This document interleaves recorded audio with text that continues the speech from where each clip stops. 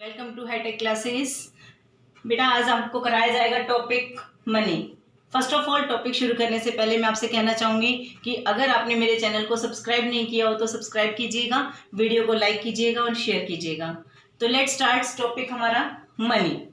First of all money क्या है? A thing which is commonly as a medium of exchange is called money. एक ऐसी चीज जिसका आप यूज करते हो, किस चीज में? लेन देन करने के लिए आप यूज करते हो, तो दैट इज वो क्या कहलाती है? मनी कहलाती है, जिसका हम as a medium of exchange क्या करते हैं? यूज करते हैं। फर्स्ट टॉपिक आता है हमारा meaning and evolution of money. Evolution of money का ओरिजिन कैसे हुआ? फर्स्ट ऑफ ऑल हमारे टाइम में क्या होता था, काफी लॉन्ग एगो पीरियड पहले, कि मनी नहीं थी। उस टाइम हम क्या करते थे? Barter system, goods for goods exchange. हम क्या करते थे? गुड्स के लिए गुड्स को एक्सचेंज करते थे, जो हमारे लिए डबल कॉन्सिडेंस ऑफ वांट बन जाती थी कि एक पर्सन के पास भी वही चीज़ होनी चाहिए जो दूसरे पर्सन के पास हो। लेकिन उस चीज़ को पूरा करने के लिए हमारे को बहुत वक्त लग जाता था, टाइम लगता था, कॉस्ट लगती थी।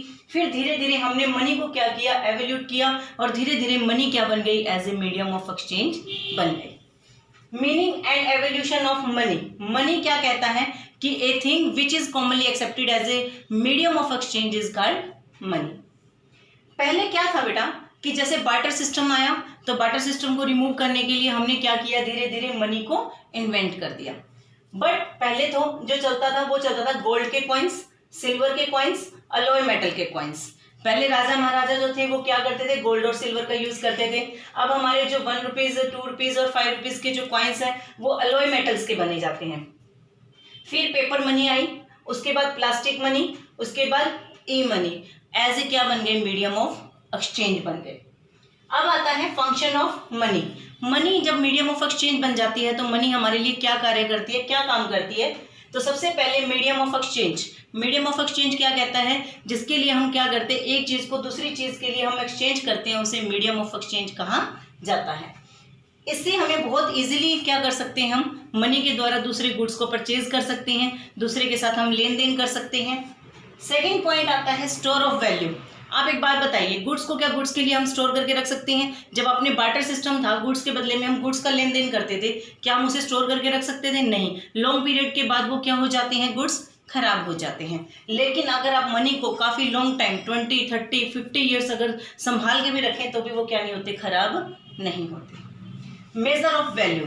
अगर हम ये लेके चलते हैं कि आपकी कार की कितनी वैल्यू है, क्या बार्टर सिस्टम में शो कर सकते हैं कि आपकी कार की कितनी वैल्यू है? नहीं शो कर सकते आप। ठीक, तो आप अगर मनी के फॉर्म में आपसे पूछा जाए कि आप कार कितने रुपीस की परचेज की है, तो आप कह सकते हो कि मैंने 5 लाख की रुपीस की परचेज की है, मैंने 10 लाख की परचेज की है। तो देन मनी के फॉर्म में हम क्या कर सकते हैं? उसकी वैल्यूज को मेजर कर सकते हैं कि वो उसकी वैल्यू मार्केट में क्या है। Standard for deferred payment. Standard for deferred payment होता है बेटा फ्यूचर में आप कितना पे करते हो। फ्यूचर में फॉर एग्जाम्पल आपने मेरे से 10,000 रुपीज़ क्या ले रखे हैं? उधार ले रखे हैं, और आपके ऊपर 10% ब्याज लग गया, इंटरेस्ट रेट लग गया। आपको ये पता है मनी की फॉर्म में कि मैंने उसको 11,000 नेक्स्ट मंथ क्या करने हैं? पे करने हैं। क्या आप बार्टर सिस्टम के अंदर उस चीज़ को क्या कर सकते हो? एक्सप्लेन कर सकते हो? नहीं कर सकते। तो जो हमारे फंक्शंस हैं वही हमारी क्या है? लिमिटेशंस बन जाती हैं। किस चीज़ की? Limitation of barter system. Limitation of barter system. Clear बेटा? ठीक, ये क्या कहता है कि जो हमारे फंक्शन है मनी के वही हमारी लिमिटेशन है। किसकी? बार्टर सिस्टम की। क्योंकि बार्टर सिस्टम में डबल कॉन्सिडेंस ऑफ वांट होता है कि एक फार्मर है, उसको क्या चाहिए? शूज़ चाहिए, तो वो उस पर्सन को ढूंढने की कोशिश करता है जो उसे शूज़ दे दे और उसके बदले में वेट उसे परचेज कर ले। तो लेकिन मनी की फॉर्म में ऐसा नहीं होता। मनी खुद एक मीडियम ऑफ क्या है? एक्सचेंज है। उसके बाद store of value. Barter system के अंदर आप क्या है? गुड्स को स्टोर नहीं कर सकते, लेकिन मनी में आप क्या कर सकते हो? स्टोर कर सकते हो। तीसरा पॉइंट आता है measure of value. Barter system के अंदर आप गुड्स की वैल्यू को मेजर नहीं कर सकते, लेकिन अगर मनी की फॉर्म में आप उसे क्या कर सकते हो? मेजर कर सकते हो। आपको बार्टर सिस्टम के अंदर ये नहीं पता कि मुझे फ्यूचर में कितना पे करना है, लेकिन मनी की फॉर्म में आपको पता है कि मुझे फ्यूचर में कितनी पेमेंट देनी है। बेटा अब नेक्स्ट टॉपिक है हमारा forms of money. First of all forms of money कितने टाइप्स की होती हैं? फॉर्म्स ऑफ मनी 4 टाइप्स की होती हैं। Fiat money, fiduciary money, full bodied money, credit money. ठीक। तो सबसे पहले हम इसको लाइन वाइज क्या करेंगे, एक्सप्लेन करेंगे कि मनी कितने टाइप्स की होती है और किस मनी को कैसे एक्सप्लेन किया जाएगा। सबसे पहले फिएट मनी। फिएट मनी वो मनी होती है which are issued by government, जिसे गवर्नमेंट क्या करती है, इशू करती है, और लीगली वो क्या होती है, बाउंड होती है।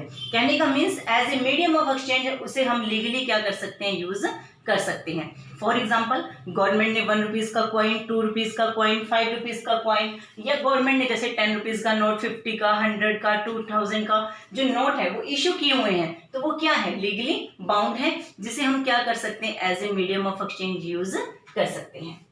देन नेक्स्ट आती है फिड्यूशरी मनी। फिड्यूशरी मनी वो मनी होती है which is refers to mutual trust between payer and payer, जिसके अंदर एक देने वाला एक लेने वाला दोनों के बीच में म्यूचुअल ट्रस्ट पाया जाता है। म्यूचुअल ट्रस्ट जैसे फॉर एग्जांपल चेक। अब मान लीजिए आप किसी को पेमेंट करते हैं, हम किसी के लेन देन में, ट्रांजैक्शंस में हम चेक का यूज करते हैं, तो बाय चेक की हुई अमाउंट क्या कहलाती है, फिड्यूशरी मनी कहलाती है, क्योंकि उसके अंदर देने वाला और लेने वाला, पेयर एंड पेड, दोनों के बीच में क्या पाया जाता है, म्यूचुअल ट्रस्ट पाया जाता है। देन नेक्स्ट आती है full bodied money. Full bodied money वो मनी होती है terms of coin whose commodity value is equal to money value when they are issued, जिसके अंदर ये कहता है कि कॉइन्स की वैल्यू किसके इक्वल होती है, जब उसे इशू किया गया था। फॉर एग्जाम्पल मान लीजिए सिल्वर के कॉइन्स, मैंने अभी बताया अर्ली टाइम्स में क्या होता था, गोल्ड के, सिल्वर के कॉइन्स होते थे, लेकिन जब उसे इशू किया गया उस समय उनकी वैल्यू क्या थी, आज भी उसकी टर्म्स ऑफ कॉइन उस कमोडिटी की वैल्यू किसके बराबर है, जब उसे इशू किया गया था। Credit money. Credit money value is more than commodity value, जिसके अंदर मनी की जो वैल्यू है वो मोर देन होती है किसकी, कमोडिटी वैल्यू से। फॉर एग्जाम्पल अभी आपको मैंने कहा 1 और 2 रुपीज की जो कॉइन है वो अलॉय मेटल के बनते हैं। अगर वैसे देखें तो 1 रुपीज का कॉइन है, अलॉय मेटल का है, अगर उसे गाल कर उसे मेल्ट कर दिया जाए और मेल्ट करके उसे मार्केट में सोल्ड किया जाए तो उसकी वैल्यू जो होती है वो उसकी वैल्यू मनी वैल्यू से ज्यादा हो जाती है, और उसे क्या कहा जाता है, क्रेडिट मनी कहा जाता है। अभी हमने क्या पढ़ा, meaning and evolution of money पढ़ा कि मनी क्या है, a thing which is commonly accepted as a medium of exchange is called money. उसे क्या कहा जाता है, मनी कहा जाता है। पहले अर्ली टाइम्स में बार्टर सिस्टम होता था, गुड्स के बदले में हम गुड्स का लेन देन करते थे, बट वो हमारी लिमिटेशंस भी थी। क्यों थी, क्योंकि हम उसे मीडियम ऑफ एक्सचेंज यूज नहीं कर सकते थे, स्टोर करके नहीं रख सकते थे, मेजर नहीं कर सकते थे उसकी वैल्यू को, स्टैंडर्ड डेफर्ड पेमेंट के रूप में उसका यूज नहीं कर सकते थे। तो देन आता है forms of money, fiat money, fiduciary money, credit money और full bodied money. I hope आपको मेरी वीडियो पसंद आई होगी। Thank you so much.